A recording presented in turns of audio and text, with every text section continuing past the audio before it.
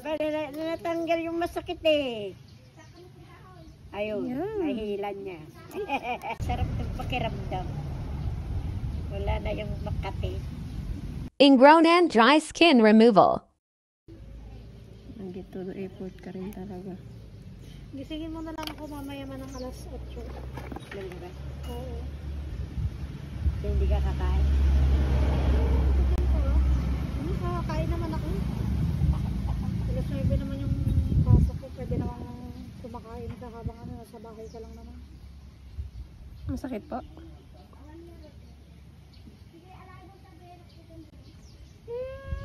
Ang galing mo. Tuwang-tuwa na naman ko. Natanggal yung masakit eh.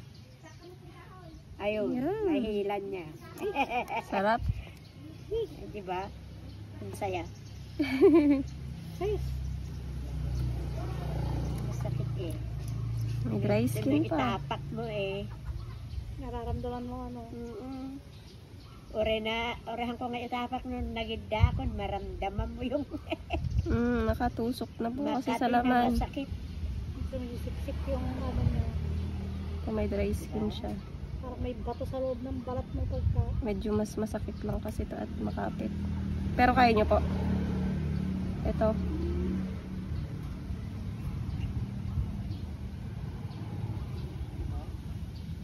Tanggal yung dry skin. Na ilalim. Oh. Diba? Ang laki. Diba? Ang sarap. Ang sarap.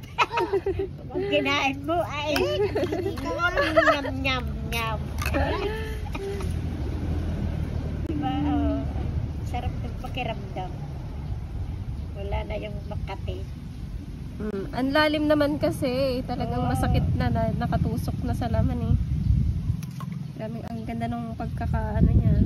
So, ano siya, nakisama siya.